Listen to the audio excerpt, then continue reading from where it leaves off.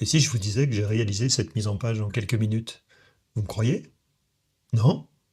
Bon, eh bien, démonstration alors. Alors tout commence ici, dans la préparation de votre base de données, ici une feuille de calcul Google Sheets. Alors que contient justement ce tableau? Il va contenir des champs classiques, comme ceux que vous avez ici, avec une particularité pour celui-ci, qui va être un identifiant unique de cette base.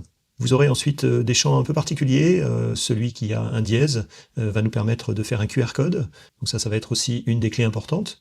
Et puis tout repose en fait sur la conception de grilles d'images. Et donc ici, dans cet exemple, vous avez 6 colonnes, mais vous pourrez en mettre beaucoup plus. Et ce qui est intéressant, c'est que d'une part, vous n'avez finalement que les noms et pas le chemin complet de ces images à mentionner.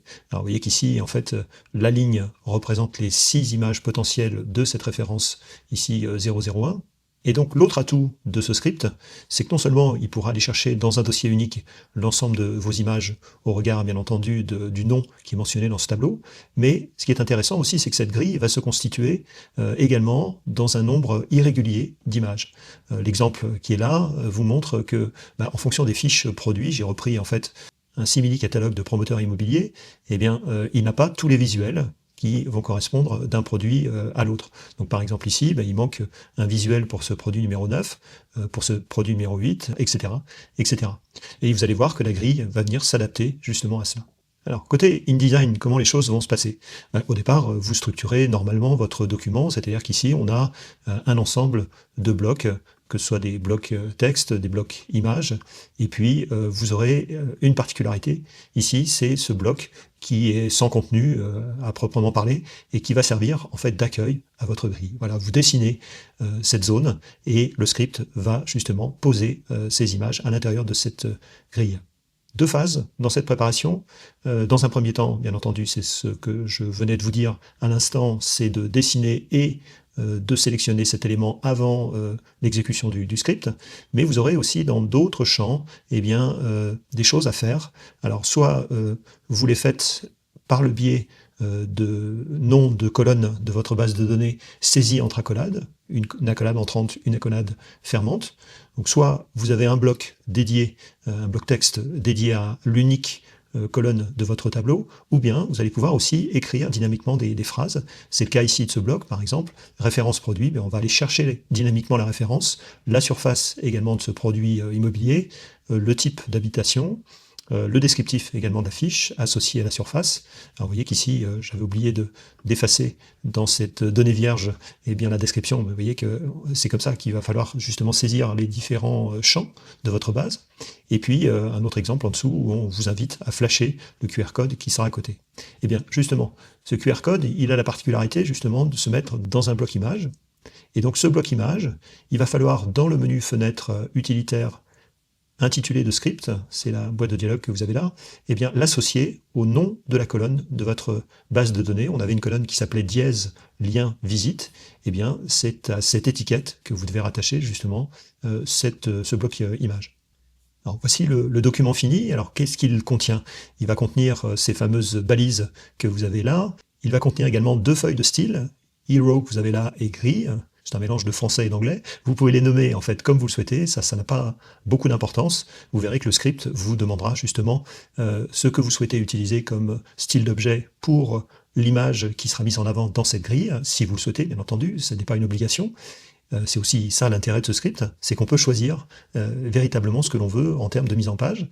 Et puis la grille, ce sera une feuille de style qui sera dédiée justement aux autres images que celles que vous mettez en avant. Alors, autre petite phase de préparation, on a imaginé pouvoir également utiliser la colonne type de notre base de données pour aller coloriser le titre et le prix également de ce produit. Alors comment est-ce qu'on va préparer cela justement? C'est le nuancier qui va nous permettre de le faire. Vous allez voir, c'est très très simple. Vous avez dans la colonne type de votre base de données des données qui s'appellent contemporaines, prestige, minimaliste, plein pied, traditionnel. Il va s'agir de venir créer une couleur et cette couleur, vous allez lui donner exactement le nom de l'intitulé qui est dans la base de données, et ça va suffire en fait au script pour faire l'association justement et le passage d'une couleur à l'autre en fonction de la valeur qu'il va trouver dans la colonne type. Alors ici on l'a fait sur du texte, mais ça pourrait être rattaché à un autre élément, par exemple un bloc non attribué. Et donc cette dernière partie, elle vous obligera à sélectionner votre bloc, et toujours dans les intitulés de script, eh bien, il faudra ici saisir color theme, avec un underscore qui sépare les deux. Alors écrit en majuscule comme c'est là, puisque dans le script, on a identifié justement cette variable comme étant écrite comme ça. Sinon après, ça nous oblige à modifier le code à chaque fois qu'on a envie de mettre ce qu'on veut. Ensuite, vous allez voir que ça va être hyper rapide. On sélectionne le bloc. Alors si vous avez oublié, le script a tout prévu, et il vous indique justement qu'il va falloir dans un premier temps dessiner ce rectangle ou ce carré si vous avez envie. Donc je sélectionne, je lance le script. Dans un premier temps, je vais faire le choix soit d'une base locale, soit d'une base distante. Toujours la même chose, hein, séparateur, point-virgule ou tabulation, c'est votre choix. Ou alors, vous attaquez directement ici Google Sheets. Donc c'est ce qu'on va faire, et on va saisir justement l'URL de partage de cette feuille de calcul. On clique sur OK pour valider. Une fois la connexion faite, qui est très rapide, eh bien, vous allez avoir cette interface qui vous permettra de rattacher ces fiches à un identifiant. Je vous conseille l'identifiant unique de votre base. Ensuite, les filtres éventuels, si vous n'avez pas envie de traiter toutes les fiches. Par exemple, ici, dans Type, vous voudriez simplement traiter les contemporaines. Eh bien, à ce moment-là, il ne traitera que ces éléments-là. Ici, on va mettre aucun. On va ensuite pouvoir désigner justement cette fameuse colonne qui va mettre en couleur eh bien, notre modèle, le texte en titre de cette fiche, et le prix également qui se trouve en bas. Donc je désigne cette colonne. Si vous le souhaitez, il n'y a pas d'obligation, eh bien vous mettez une feuille de style d'objet à votre image mise en avant si justement vous cochez cette case mode hero, donc qui va concerner simplement la première image, et ensuite la feuille de style d'objet également rattachée aux autres éléments. On va définir dans cette grille le nombre de colonnes, partons par exemple sur 2, et on va pouvoir travailler à partir d'une grille. Ici on va mettre 1 mm de gouttière. Le cas échéant, vous pouvez mélanger les images, évidemment sauf la première, celle que vous allez mettre en avant, mais vous pouvez très bien les prendre dans l'ordre où elles ont été saisies dans la fiche, dans la base de données. Donc ici on va mélanger, ça donnera un côté encore plus aléatoire. On lance ensuite. On va désigner le dossier dans lequel les images sont. Donc ici on a un jeu complet, même si éventuellement on attaque certains éléments de la base. Et vous allez voir que si vous ne désignez pas directement le dossier dans lequel les images vont se trouver, ça n'empêchera pas au script d'identifier les images, puisqu'il va chercher dans tous les sous-dossiers de ce dossier principal links. Dernière étape, si vous le souhaitez, vous n'êtes pas obligé de le faire, vous pouvez exporter. La particularité, c'est que vous pourrez exporter soit séparément les pages, si vous avez 10 enregistrements, 10 fichiers PDF seront générés. Vous pouvez, le cas échéant, concevoir en fait un PDF qui sera un PDF unique avec ces 10 pages dans un seul fichier. Et vous voyez que tout de suite, on va masquer cette partie basse. Et ensuite, on peut également, c'est ça aussi l'intérêt, eh bien, cocher les deux cases, venir ensuite construire sa phrase.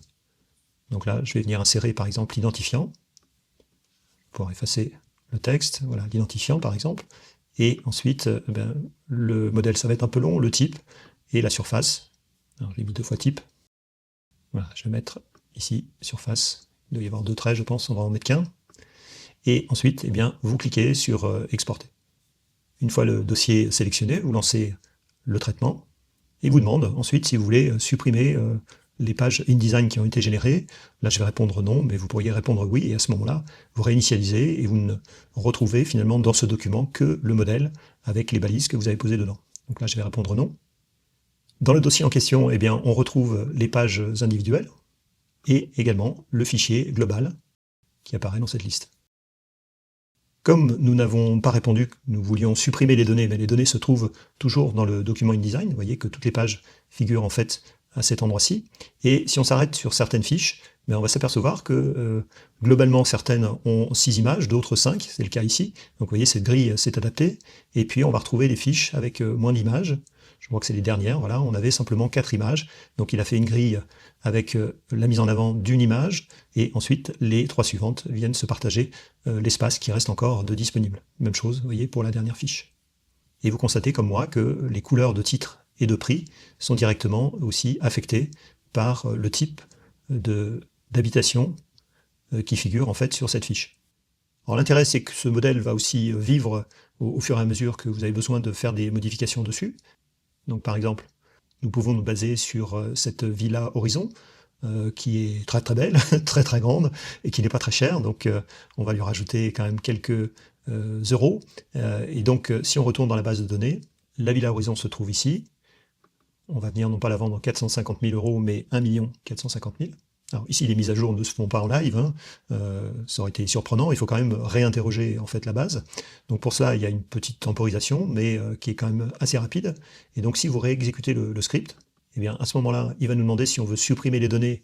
On n'a pas envie de refaire à nouveau le traitement. Si on répond non, en fait, on est dans un processus de mise à jour. Donc là, si je réponds non, les éléments sont toujours les 10 pages dans lesquelles se sont coulés justement nos éléments de la base sont toujours présents. On se reconnecte à la base.